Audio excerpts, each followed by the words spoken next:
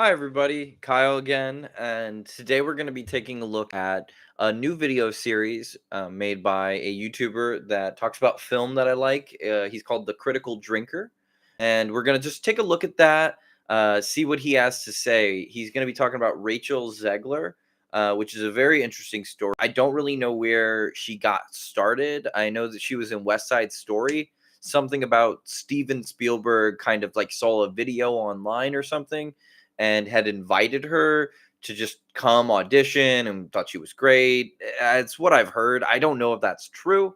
But the drinker is going to kind of take us through the timeline of how she got started, how she got into her position, and how she kind of became infamous.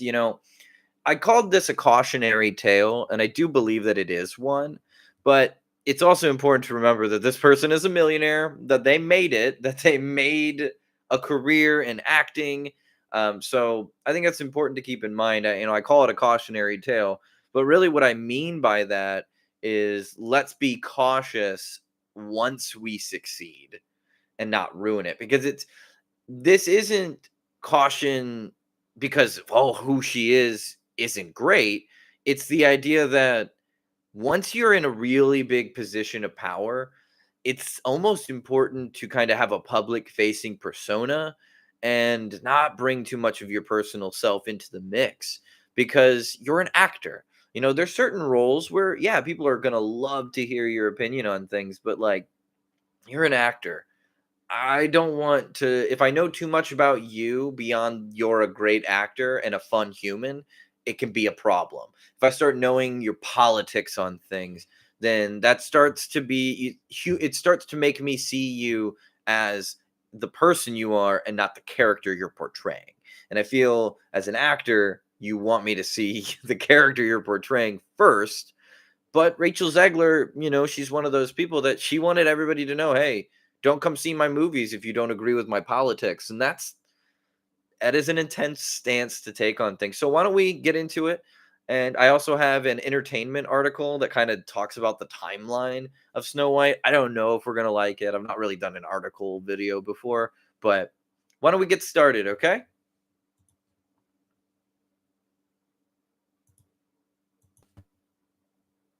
So I was lying on my bathroom floor this morning trying to work out if the stains on my t-shirt were kebab sauce or blood or both, when a thought occurred to me. If there's food left in a house that's burning down, there's probably a point where it's perfectly cooked.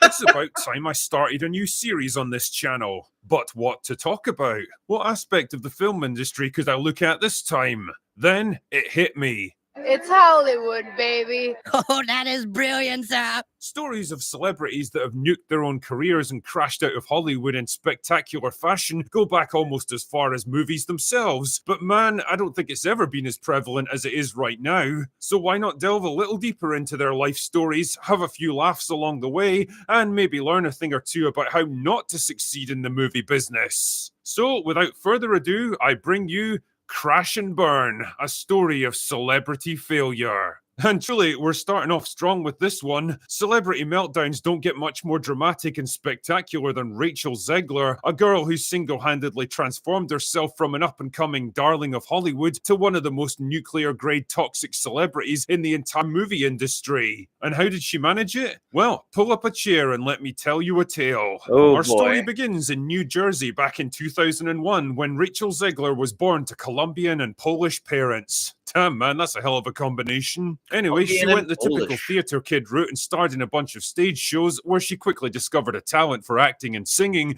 and even started a YouTube channel where she would cover popular movie songs. Pretty standard stuff so far, and that might have been as far as it went, were it not for Steven Spielberg, who in 2018 was looking to cast Latino actors for his upcoming remake of West Side Story. Young Rachel saw her chance and soon shot to the top of the list for the part of Maria, beating out literally tens of thousands of other hopefuls in the process. Well done, Rachel. The film would ultimately bomb at the box office, but Rachel didn't care. It had put her on the map, and now that her name was out there, she was determined to make the most of it, no matter who she had to piss off in the process. The first real sign of things to come was her behaviour at the 94th Academy Awards, where she was left out of the West Side Story guest list, probably because there's like 200 characters in that film. But Rachel wasn't about to take this shit lying down, and immediately began bitching about it on social media, basically bullying and guilt-tripping the Academy into not just an invite, but an actual presentation gig as well. I mean, if nothing else, you've got to respect the sheer balls of this fucking 20-year-old nobody lecturing the biggest film organisation on the planet about what she's entitled to. Don't worry though, entitlement would soon prove to be a running theme of Rachel Zegler's career. While all this was going on, she'd also landed a supporting role in Shazam 2, which wasn't exactly career-making stuff, but rather the kind of easy, undemanding job that actors take for a quick payday. The thing is though, you're not supposed to say that part out loud, but that's exactly what she did during the film's press tour. What made you want to step into this world of DC heroes?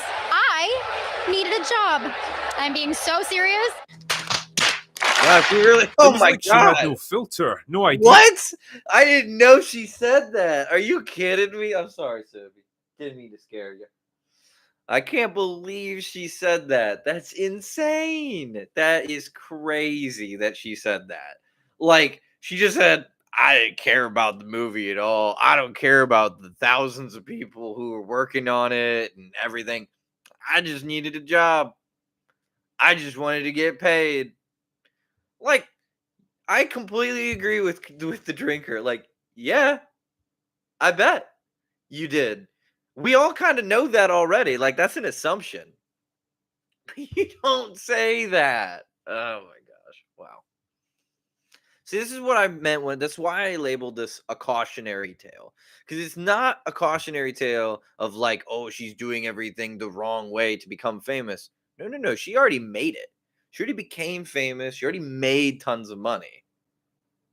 This is a cautionary tale of how to not lose your station. And boy, wow, this is right after West Side. Like, that's crazy. Of what's appropriate to say, no understanding that she was basically shitting on the film before it was even released. A film that was literally the second role of her entire career by that point. You're not quite so high that you can look down on movies like Shazam 2, Rachel. Anyway, the film would go on to flop at the box office, making 2 flops in a row for Rachel, but that's okay though because she had her eyes on an even bigger prize by this point. In 2021, Zegler truly hit the big time when she was cast as the lead role in Disney's Snow White. The powers that be in Hollywood were clearly working to position her as the next big thing. Young, talented, diverse, and confident. A mini girl boss in the making, if you will. She was going to be the new Jennifer Lawrence, the face of the next generation of Hollywood starlets that would lead the industry for the next decades.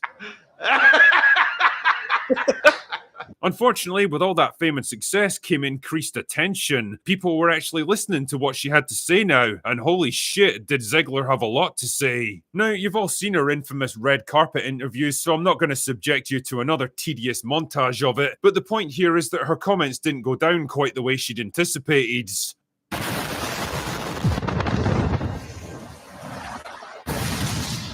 For most people, this was their first real introduction to Rachel Zegler, and it wasn't a good one. Now, I do want to say, this is a controversial opinion, but I do think that she was told a lot of that stuff that she said on Snow White.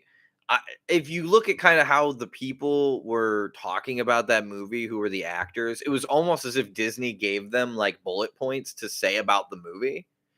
And unfortunately for her, she became the catalyst for like everybody's hatred for the way Disney was talking about Snow White. And I think that she was just kind of being the mouthpiece for Disney's idea of how to market Snow White. And through the failure of those talking points that everybody said was her opinion, I really think they were just talking points. And Disney was able to like shift gears because it got so much negative press. But, you know, like, I know we're going to like talk about this girl and the things that she said and things that she's done, but I do want to be fair to her that I don't really feel like she thought the prince was stalking the princess in Snow White and that stuff. I don't know. A lot of it felt like talking points. Now she did say things like when she was a kid, it like scared her and gave her nightmares and stuff. So she said some really back and forth things about like I don't like this movie a lot, and then like, oh, this is a animation classic. And so it's like I really don't know if we can ever determine the line between like her actual opinion and the media talking points. But isn't that kind of a big problem? 1. She came across as arrogant, entitled, and self absorbed, casually insulting and dismissing the original Snow White and banging on about the new film being made for modern audiences. Fuck. Just what nobody wanted to see. Now, in her defense, I still believe that she was delivering talking points given to her by the studio, but there is a way to get those kind of points across without sounding like an obnoxious arsehole. And she didn't do Yep, it. she didn't. This stuff all came at the worst possible time in Hollywood history too, when the whole remade for modern audiences bubble was about to burst. The result? A social media firestorm the likes of which I don't know who animated those dwarves, man. But that doesn't look right. That is like uncanny valley for sure. Oh my gosh, that is wild. That's wild. has never been seen before or probably since. Even Brie Larson in her Captain Marvel heyday never came close to the level of backlash directed at Snow White, and more specifically at Rachel Zegler. Well, that's because Brie Larson is simply a feminist, and she's a third wave feminist, and a lot of people don't like that. That's it. Okay, like you can say that she was controversial, but she was just being herself, and some people did or didn't like it. This is different. Like this is different because she was crapping on the movie. She said that the movie they're making is based on a movie that wasn't good. And you're talking about Snow White. Like I'm not going to sit here and say, "Oh, I think Snow White's like the best animated movie of all time." I don't. I have respect for it, but I would rather watch How to Train Your Dragon and a number of other things. But you don't say it sucks and that like it needs to be changed, even if your intention is to change it. Why would you say it sucks? Are you trying to alienate the people that liked the initial movie? It just still boggles my mind. For a lot of people, she basically became the personification of everything they disliked about modern Hollywood. A spoiled, entitled, and not particularly talented manufactured celebrity elevated to a position she didn't deserve, and without the humility or self-awareness to even be grateful for it. See the name of this Twitter user right here? End Wokeness. This is the name of this Twitter user. This is where it got bad for her. She pissed off the right wing, like radicals. She got the anti woke crowd to look at her as like the queen of wokeness. Whoo! I don't want the ire of the radical side of either political spectrum, to be looking at me. I would try to avoid being the enemy of any radical politics, Disney were forced to go into full-blown panic mode, delaying the movie by more than a year while they waited for the backlash to die down, and even putting Zegler on a humiliating, carefully staged-managed apology tour in the hopes of softening. I actually watched this video where she sits across from Halle Bailey, who played the Little Mermaid. And I was one of the people that when they cast Halle Bailey to be the Little Mermaid, I was like, I really think that's wrong. I don't really think that you should change the Little Mermaid to be a different race. But I'll admit I was wrong. When the movie came out, like the movie has problems. Like the Little Mermaid movie, I don't like the live action remake, but I'll tell you who was one of the best parts of it, Halle Bailey. So, there are absolutely times where, they're right to do these things. Like she is one of those great examples of like she was right for that role. She was right to be cast in that role. But then you look at like Rachel Zegler and it's the exact opposite. You're walking out of the movie being like, what? Like I don't see why she's Snow White. Yeah, and they had her sit in this Variety interview like across from Zegler, so it's very interesting. Like they tried to be like see, the one you guys like and the one you don't like, they're friends. You should like both of them. And I don't really think it works that way. In her public image. And to some extent, it did kind of work. The marginal success of the new Hunger Games movie in 2023 helped to maintain the illusion that she was still somewhat popular. Unfortunately, it didn't last long. The problems really began, well, anytime she opened her mouth and went off script, and they could only shut her up for so long. When the first trailer for Snow White landed in August 2024, Zegler immediately took to social media to thank her. I love you all so much. Thank you for the love and for the 120 million views on our trailer in just 24 hours. What a whirlwind. I am in the thick of rehearsals for Romeo and Juliet, so I'm going to get out of here. Bye for now. Building that they're in. It's interesting. Yeah. And as always, free Palestine. She just loves the politics, doesn't she? My goodness. Like, I don't want to talk about Palestine. Why do you want to talk about Palestine? Like, that's a very complicated thing that, like, I'm an American. I don't know how much stake I even have in the Middle East and the conflicts going on there. I guess she feels some kind of kinship for Palestine, which is awesome. Like, I think that's great. But why would you tag that on to the end of your tweet promoting your movie? Like, isn't that a separate tweet? I don't know. Her fans for it, even though the trailer got ratioed into oblivion and became one of the most Oh unpopular. my God! What? Is that real? Oh my God. How? We are going to look and see what it's at right now.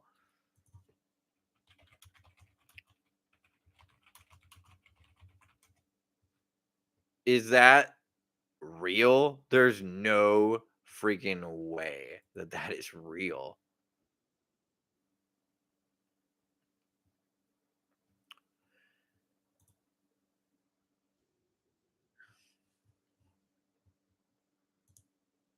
There's no way, right?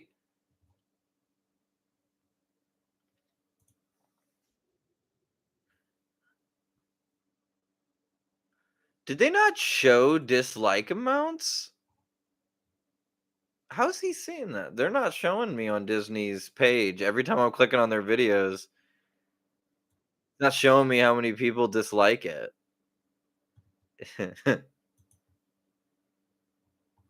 I'm seeing how many people like it, but I'm not seeing how many people don't. Intriguing.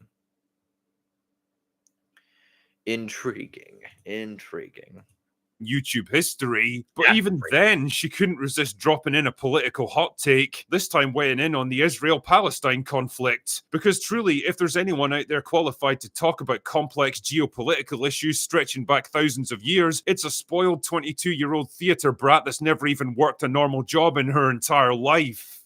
It's a bold strategy, Cotton. Let's see if it pays off for him. Once again, another firestorm erupted, and once again, Disney were forced to go into damage control mode, this time assigning her a social media manager, and even having producer Mark Platt fly halfway across the country to personally reprimand her and ask her to take down the post. And she fucking refused.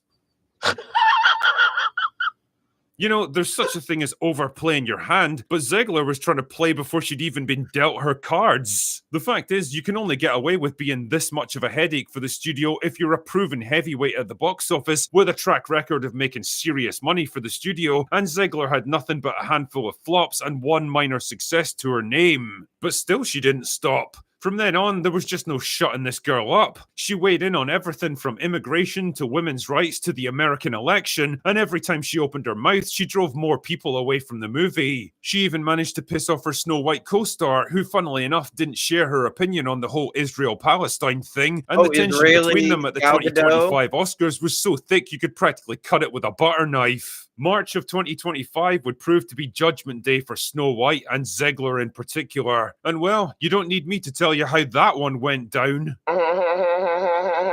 In fact, it became one of the biggest bombs in Disney history, getting absolutely savage reviews and losing the studio hundreds of millions of dollars. Now there was just no hiding it anymore. Zegler had basically gambled her entire career on the success of this film, and she lost big time. Oh no! What happened? Oh no! How terrible! That's just awful. How terrible! Oh no! So what was the fallout of all of this? Well, it seems like Zegler's career might be over before it even began. With an absolutely toxic public image, I don't agree with that at all. See, like, I agree that she's crashed and burned, but her career is not over.